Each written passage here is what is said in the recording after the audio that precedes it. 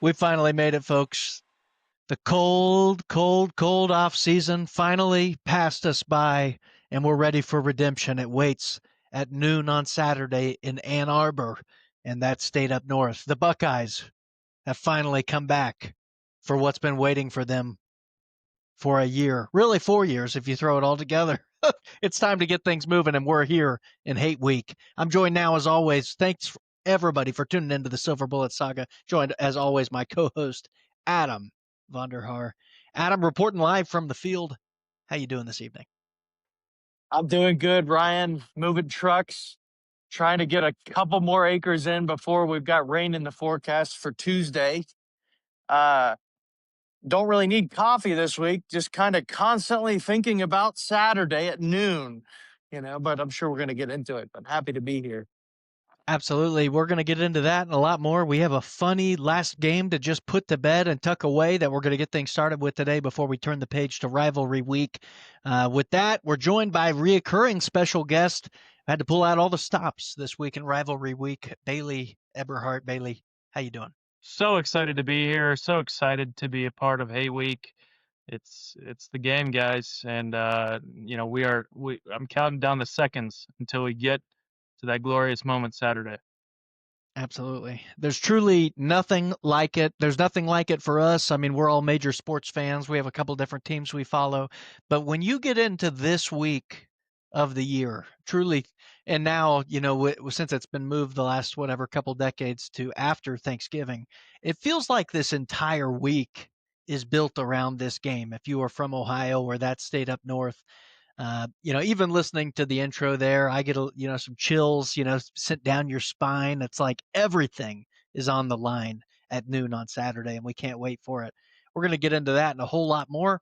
We would be remiss if we don't talk about Senior Day that happened this last Saturday in the Horseshoe. Ohio State hosted the Scarlet Knights, fighting Rutgers in the stadium. Greg Schiano brought his boys into Columbus for what ended up being a really, really, really, really, really frustrating butt whooping. It would be the way that I would describe it for many Buckeye fans across the state.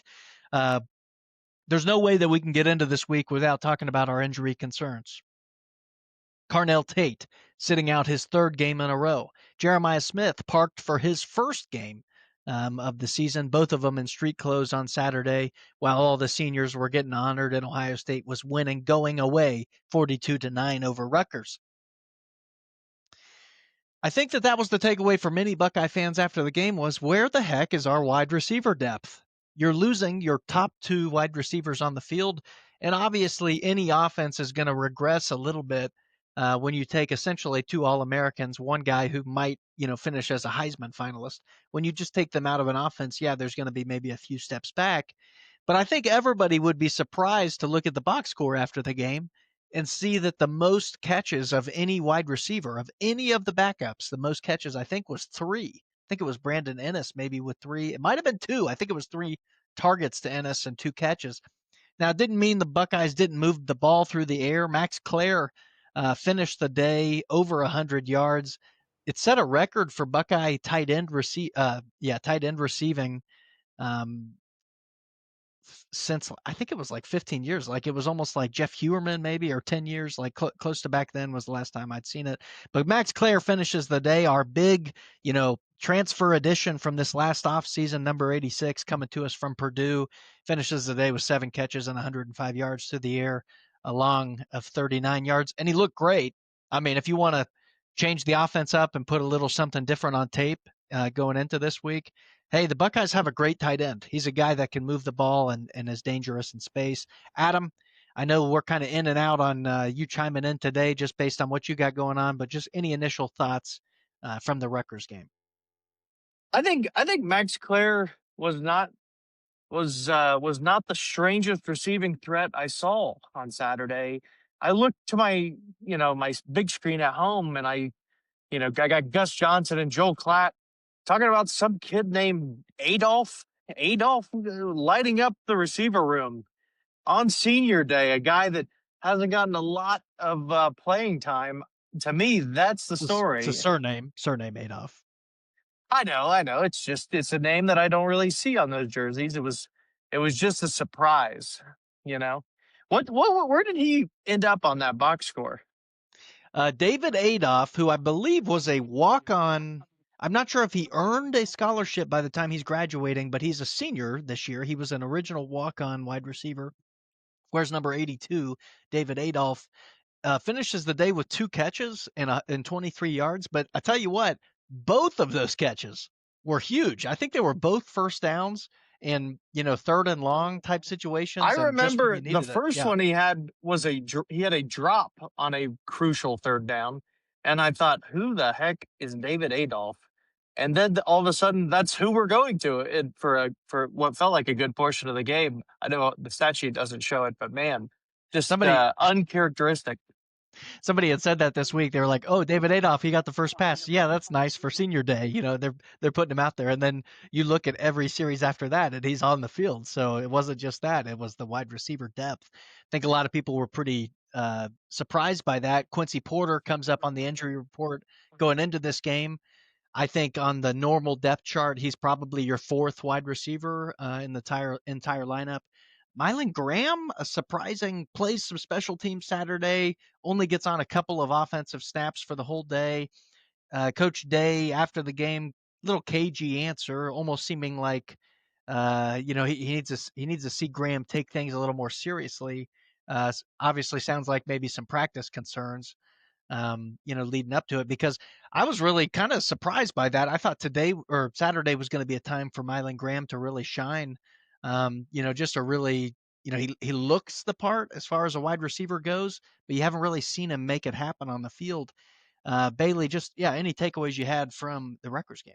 Yeah, I mean, I got 3 big things. You know, Ennis getting a little banged up, I think, on that one, but he's been getting banged up all year, so maybe we can shrug that off if we've got 2 of our stars back for this week. But Max Clare had a great day. Just echoing what you said, a career high for him. But on the other side of the ball, you look at senior day and a highlight, Caden Curry. Looking at 2 sacks, 6 total tackles on the day, brings up his total to 9 sacks for this year, and Two for a loss. I mean, Curry was right. on fire on Saturday. Yeah, Yeah, yeah. keep So going. I mean, just a great day and a great way to cap off his stint in Ohio Stadium.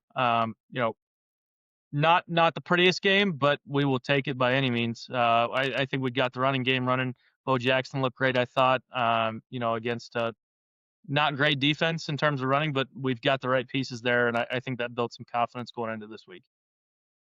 And I'm acknowledging we're 2 weeks into our new segment, headlines in college football. Those are out the window for rivalry week. I just need to throw that in here. We've got too much going on. The podcast really may have 2 episodes this week just because there truly is too much leading up to this game, and we'll get into that more. But Bailey, a couple things you just talked about. Caden Curry. I mean, he makes a play late in that game where, was the game ever in question? No. But was it time to shut the door? Yes. And he was the player to slam the door shut. Rutgers backed up deep in their own end.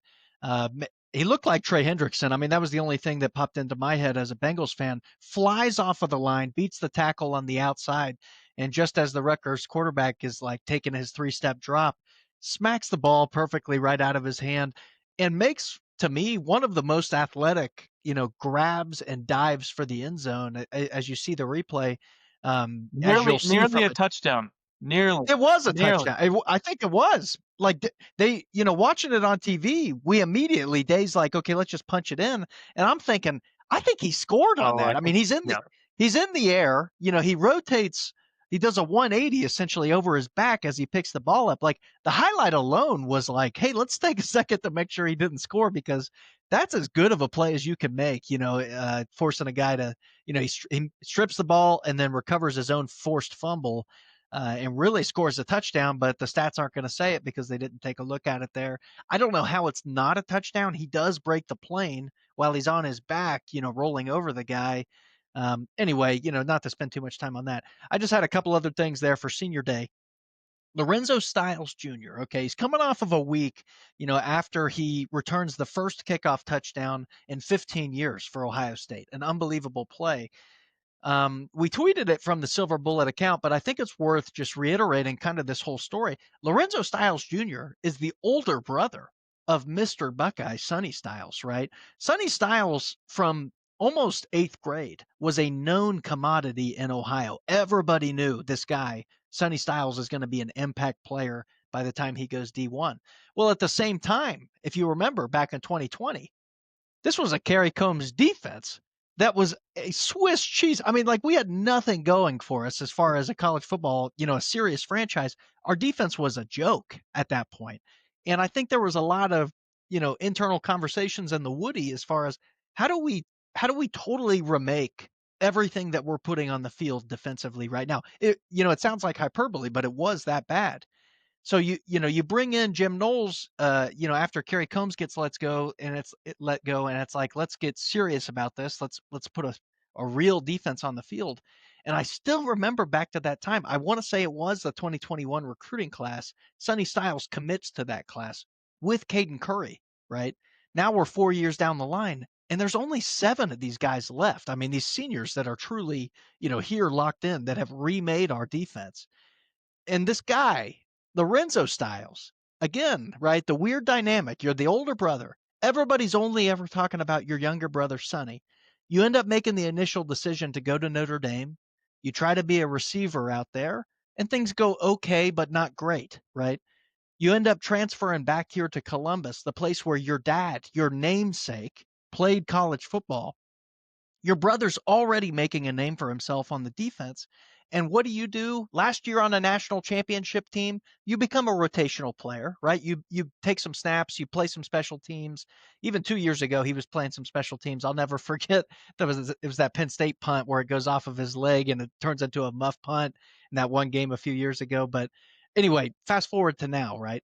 Lorenzo Styles totally, remakes his entire college career.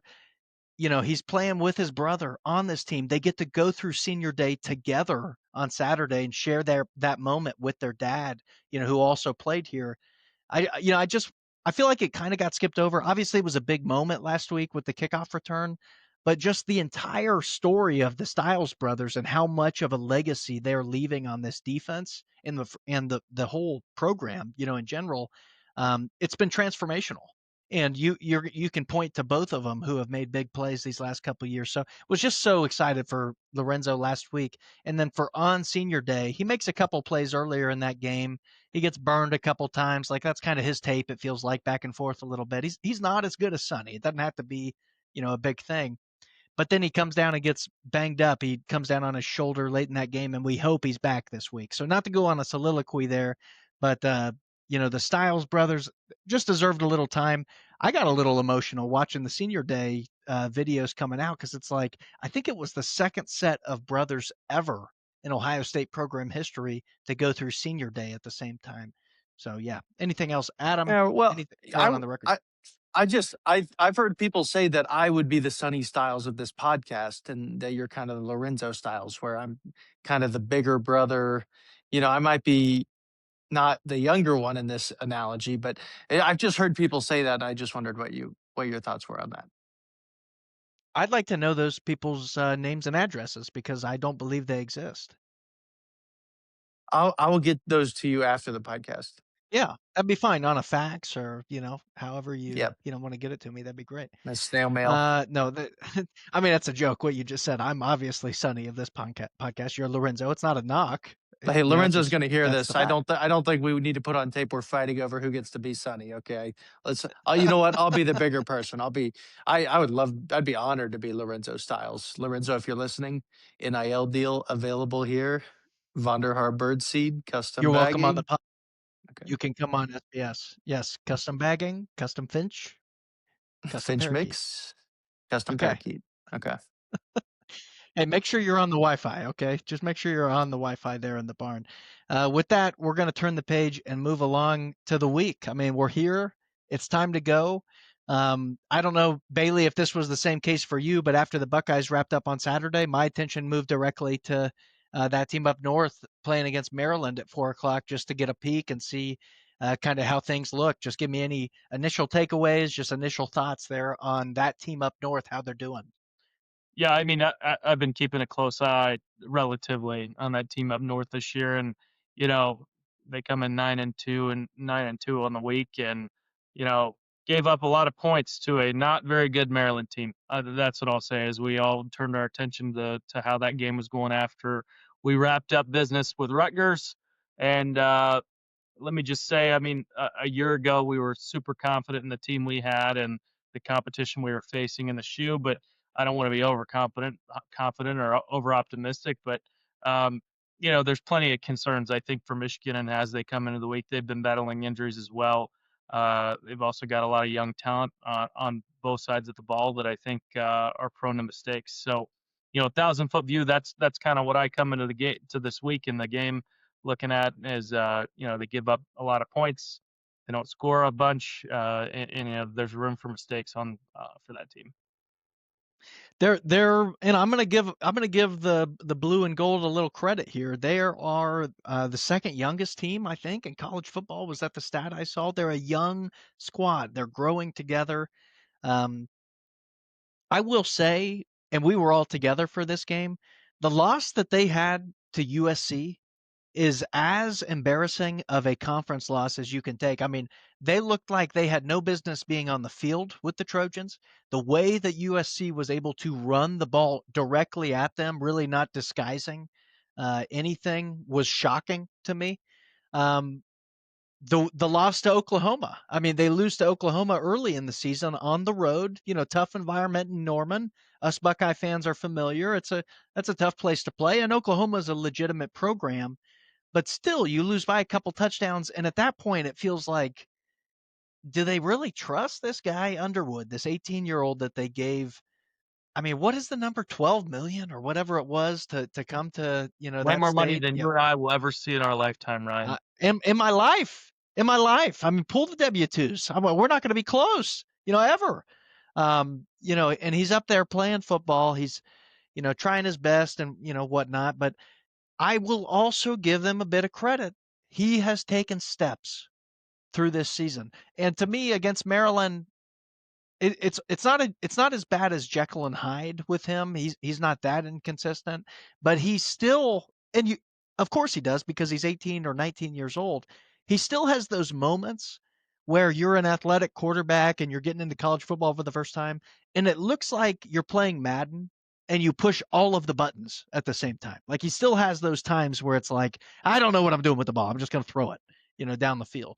And there was a couple times against Maryland, at least once. There was one that went right through a Maryland player's hands early in that game, that should have been a pick six. I mean, it was as set up as anything. So, it's kind of, you take the good with the bad. It's like, this is a dual threat quarterback. We got to be physical with him. You got to make him know that you're there early on in the game on Saturday. But the other side is, I think if you play great defense in the secondary and put a little pressure on him, this guy's going to turn the ball over. And if this defense can do that just a couple times, I mean, there's no secret, right? The game is the same every year. One stat is the team that runs it the most is going to win the game. Well, does that mean you have to run it in order to win? No, that means you need to be up in the game and running it to take the time off the clock, which is hopefully where the Buckeyes will be. The other stat is the turnover battle. I mean, that has been the thing that has killed us the last couple years.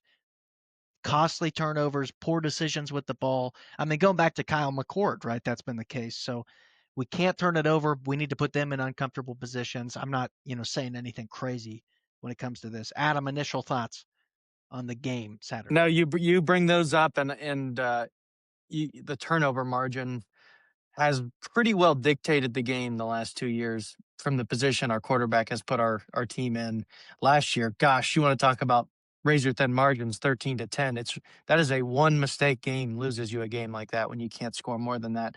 If we only score 10 or 13 this year, folks, I got bad news. We're not going to win this game. It's going to take more. We might have the best Ohio State defense in 100 years. We got to get up to at least 21 points to win this. Now, that being said, I think if we get to 21, the odds shift severely into our favor. Can we get 3 touchdowns? Any more than Agreed. that, it's going to be ours. It's just going to be Julian saying, do not make more mistakes than the guy who is slightly younger than you. We want to act like Bryce is this young kid and Julian's this seasoned vet. That's not true. They're both starting for the first time for their programs. And I'd take Julian every time if I have to choose between these quarterbacks. we just hope, this is a game where legends are made. We hope Bryce, this is not a legend making game for him. It's going to take Caden Curry doing similar things to last week. Pressure this young kid, make him make the mistake because our corners and safeties are lurking. They might be better than the receivers they're guarding as far as catching the ball. So hope to see it. Make him make the mistakes. Pick six, Igbinosun. please. Adam, we were laughing on the phone on Saturday. Igbinosun made the play on Saturday when it gets called back for, I think it was hands to Yeah. the face or whatever it Yeah, was. he's already thrown the ball into the stands. Igbinosun grabs the ball. I mean, he makes a great pick on the ball, and he runs behind the bench and And just tosses it. it was nothing he did for this play to get called back. It was a face mask on the defensive line. He made a phenomenal play on the ball. Really, the penalty had nothing to do with the pick, but it was hilarious to watch him walk back through the team like, oh, wait a second, wait a second, that doesn't count. I just like thinking that it's like he's got like 8 people from his hometown, with tickets right there behind the bench, and he's like, I know just where this ball's going. I'm hopping on the bench. I'm throwing it into the stands. But no, you say that about the secondary. We got dogs back there. Igbinosun, as much crap as he gets at a national level, and Gus Johnson, to his credit, said this on Saturday. He's only had 3 penalties this year. As a Yeah, guy who yeah. was getting like double, go He had ahead, Bailey. 16 last season. Yeah. Yeah, I appreciated that Gus brought that up and saying, he's made strides and improvement year over year. He's cleaned up a lot of the issues that we probably would have clowned him on a year ago about. Well, especially because with a guy like that, when you become an upperclassman and you have that reputation for being handsy and just naturally, right? He's like 6'5". He's huge. He's got really long arms and he's out there and that's just the way he plays. He's physical. He's got his arms on the receiver when he's going down the field. It makes it easy for the ref to throw that flag. So credit to him and credit for the DB coaches, Tim Walton back there, coaching him up and making him play. Adam, go ahead. Oh, I totally agree, and what a change he's made. I know he got roasted all, and to be fair, he deserved it. 16 penalties. He led, I think, the FBS in penalties for pass interference. But yeah, he's had a phenomenal season. He's going to be a great NFL cornerback, and everybody else. Caleb Downs back there. There's guys lurking, waiting to take a ball away from a forced a young quarterback with no time to throw it that just says screw it. He's down there somewhere. That's a horrible decision. I know Sharon Moore is going to be warding his quarterback. Do not be the reason we lose this game. But on the other hand, you can't play scared. Can't play scared. Can't play You scared. can't play scared. So it's just walking that line. Whichever team plays scared in this game will lose. It's happened every time, the last 4 years. Actually, my advice to Juliet saying would be just don't telegraph it when you're in our red zone. Do not say, yeah, I'm going to this guy no matter what on a play, because that team up north loves to grab a ball that is obviously going to your number one receiver. If Joe you're going to do Flacco it, did this yesterday. Yep. If you're going to telegraph it 60 yards down the field. At least make it an arm punt. Similar to a punt. Exactly. Absolutely. And I think Jeremiah Smith, if he's healthy, I trust it pretty much. Maybe not triple coverage, but he has caught a ball in triple coverage before, so we'll see. Similar to what we said last year, you cannot throw it to 4 enough. If you threw it to Jeremiah Smith 20 times on Saturday, nobody's going to be mad at you. And I hope that's the case because it means he's healthy enough, to play that many snaps. And if he's on the field, he's going to get open. He's been killing guys so far this year, and that's a whole nother thing. We talk about injury concerns. Ohio State fans are obviously concerned about their wide receivers. That team up north, they're pretty far down on their depth as far as the offensive line goes. They're starting 2 redshirt freshmen at both tackles. I think they have another redshirt freshman at the guard spot, and then 2 underclassmen at both the center and the other guard. Adam, will you go on mute while you're not talking? As we are, talking about that team up north, they're also down a couple of running backs. Justice Haynes, kind of the guy going into this season, out for the rest of the season. Not going to see him on Saturday. Their second running back, believe, is also out. Don't know his name. Saturday against Maryland, they started this guy, Bryson Cadozzle, number 24. Finished the game, 20 carries, 100 yards, averaging 5 yards a carry. And then Thomas O'Mara, eight carries for 71 yards. Hey, it's exactly the same as it's been for this whole decade. That team up north can run the ball. All right. They can move the ball on the ground. You got to give them credit. They got good offensive linemen that want to play there because they know they're going to run the ball and play with the style they have. I also want to call one other guy out. Their number 4 at wide receiver, Andrew Marsh. If you have not watched this guy play, that team up north has a legitimate wide receiver again, and he's a serious threat down the field. He can make plays in space. He's good at getting the ball and 50-50 balls, down the field where it's up in the air and you got to fight for it. He is a dog. He finished the game on Saturday 5 for 76 through the air. Their other guy at receiver is McCulley, number 1, Donovan McCulley. If you've watched them play at all this year, you've seen number 1 making plays. Those are the guys that we're going to have to key in on and definitely going to have to make sure Brian, that they they're have a playing. pretty solid tight end, don't they? I don't have the name, but I'm pretty sure they have a big old tight end that likes to catch the ball in the middle of the field, but I don't have a Yeah, stat on it, that's who it Zach is. Marshall you're talking about, 6'4", Okay. 245 from Carlsbad, California. He's a junior. He's got 15 receptions through the season, 195 yards, averaging 13 yards a reception. So he's that same, Loveland. They've got a handful of these guys the last couple of years. They're just making plays down the field. And when you can run it that well, that is the whole key to the entire thing. It really opens up the offense through the air. And that's the way they've made their money, for 5 years now. And I was thinking about this the other day, listening to Sharon Moore, stand at the podium. I think I might dislike Sharon Moore more than I did Jim Harbaugh, which is a crazy thing to say. Harbaugh was the perfect villain of the conference. He said weird things all the time, but he kind of backed it up. He'd been there a long time. He'd lived through enough losses, at that point that it's almost like, yeah, this guy, of course he's going to win at some point. He's been there. This guy, Sharon, you want to talk about born on third base. I mean, inheriting a team that just won a national championship, like, you want to throw those words back in their face. It's like now Ryan Day has the program that he's built. Sharon is the one still kind of riding these coattails, but we hope it all gets put to bed on Saturday. With Day was that, able to silence all of our boosters last year with what he did after this game. I think Gerard Moore has a lot of answers, a lot of things he needs to do to get rid of that, interim short-term contract status there for that team up north.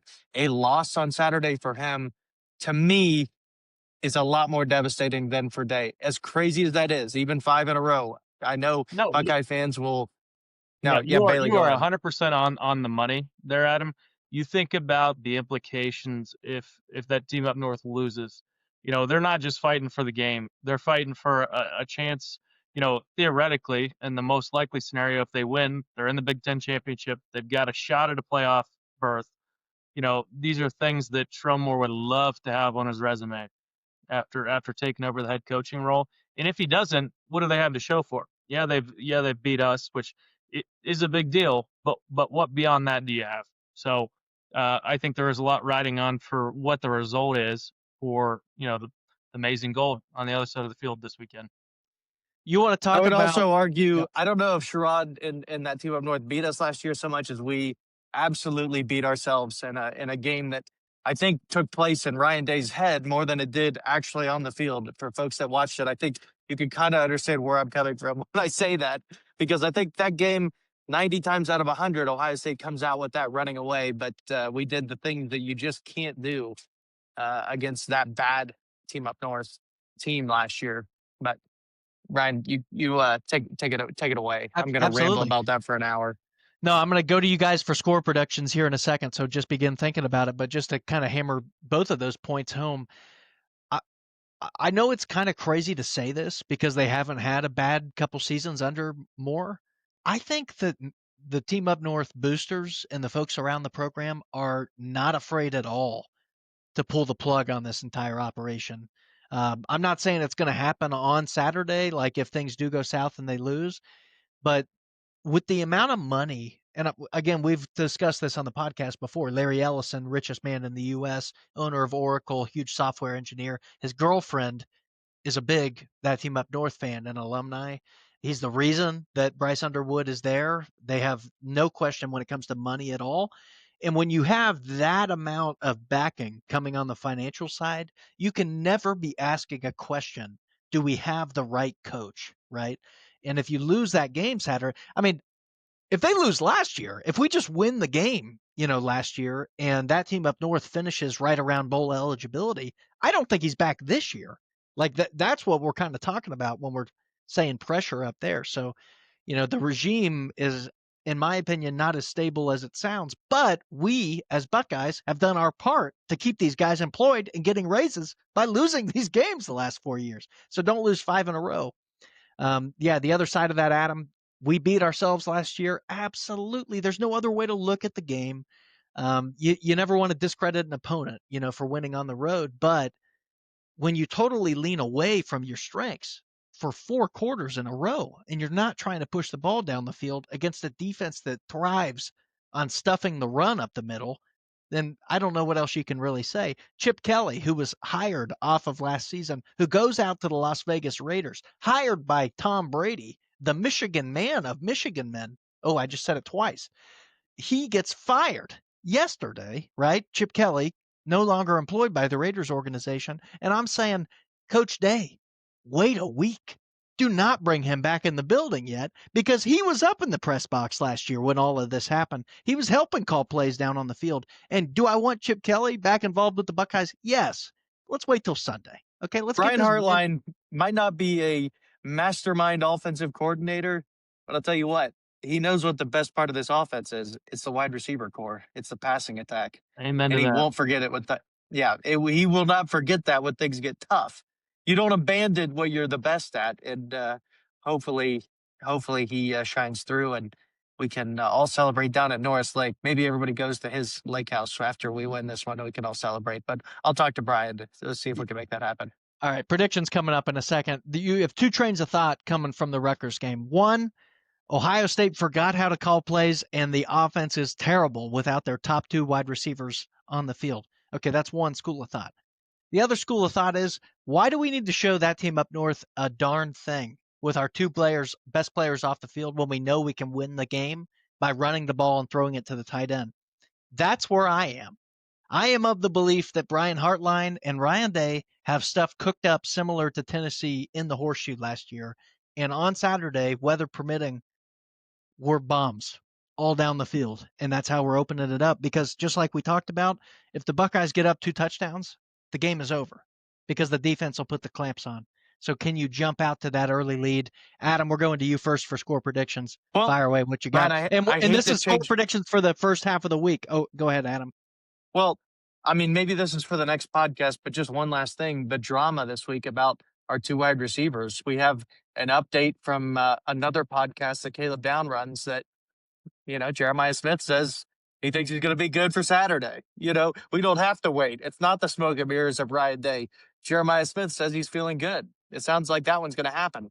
That brings it down to our... Adam, hang on a second, because we have some audio here we need to play from the man himself. Okay. I'm sorry. Now, no, you're fine. And thank you for the reminder, because we did pull this just for today. And I want to give credit. This is from, and it's Caleb Downs with his brother Downs. Media producer Caleb Downs. media producer, media luminary. Caleb Downs and his brother, they host what is called Downs to Business. Adam, please go back on mute so we can play the audio. Downs to Business. Jeremiah Smith, his first time guest appearing on Downs to Business today, in his own words. First things first, it's on everybody's mind. You know the question. How we doing? How we feeling? How we doing? I'm feeling good. Dealing with a little situation, injury-wise, but I should be good to go Saturday. And that's it. I mean, that was Caleb Downs was the first voice you heard, and then Jeremiah Smith was the second. Little teaser for the Downs to Business podcast this week. Hey, if that's the way it takes to get injury availability from Ohio State players, I don't care. If it has to be podcast promotion and we're putting little clips out, that's fine by me. Because if number 4 is on the field Saturday, that is a material change to the Buckeyes offense. That is how good he is. All 3 of us have seen him play live. There's truly, we watched Marvin Harrison Jr., and I was saying the exact same thing. I have never seen a receiver play at the level Jeremiah Smith can play, the way he can change a game. It doesn't matter what defenses do. He can still get the ball. That's how good he is. Now, Adam, we're going to first half of the week, score predictions for the game. We'll see if we get another podcast out later this week. I think we probably will. Adam, give us here Monday night score prediction. What happens on Saturday? As I stand here underneath the Ohio stars and clouds and sky on a corn shelling Monday night, I see Ohio State with their second lowest offensive performance. But folks, don't let that freak you out. We only scored 14 against Texas to open the season. I've got Ohio State 31, that team up north 17 in a blowout road win. That's it. That'd be a dream. I mean, you're not running it up on them, but, a couple score win, you're covering, you feel great about it. Bailey, we head over to you. First half of the week score prediction. Where are you feeling? Well, a couple things here. Number one, the audio clip there of Jeremiah, of JJ, I'm juiced. I have a feeling, we've given Carnell 2 weeks to get back in shape. I'm going to feel even better. Maybe even if we win this game, we go on to the Big Ten championship. We just rest everyone. We throw in Lincoln. So I'm juiced. Adam might have stole one of my scores, but I'm gonna bump it up even more. I'm gonna go 34-14, Buckeyes over top of the Badgers, or not the Badgers, the Wolverines. All good. The furry I love forest creature. A badger and a wolverine, not too different, really, as far as a animal goes. But man, I love both of your predictions there. In the back of my head, in the quietest place where my mind is thinking, I'm hearing the whisper, blowout, blowout, blowout. It's just happening Ryan, over and over I would again. consider 31-17 a blowout for what we've seen in this series too. in the last. I would too. Okay. But Sorry to cut you Adam, off. Go ahead. no, you're fine. The reason that I say that is that I have been the overly confident Buckeye fan. I have been the guy shouting from the rooftops, there's no way this team loses to that team up north again these last couple of years. So for this game, I am predicting a Buckeye win, but I don't care if it's by 1 point or 40 points, as long as they walk out of the stadium in Ann Arbor with a win. And for that, I am predicting, I said it earlier in the podcast, 21 points wins the game. Ohio State 21, that team up north 17. And they don't have the ability to tie it with a field goal at the end. They need a touchdown, and they can't get it because Caleb Downs just sacked Bryce Underwood to walk off the field in Ann Arbor. That is my prediction. That's what's been said. Guys, unbelievable podcast. We're hoping that we can get together later this week and record another one. We think we will. I'll be watching the game from beautiful Denver, Colorado at 10 a.m. Wake up time for a noon kickoff in the Eastern Time Zone. I want to thank everybody around the world for tuning in to the Silver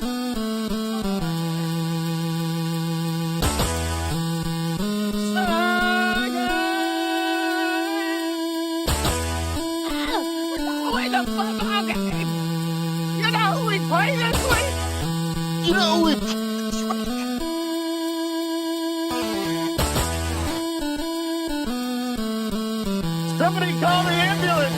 Somebody call 911. But not me.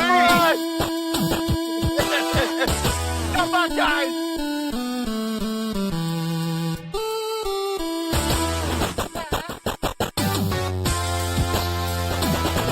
It's a Wolverine.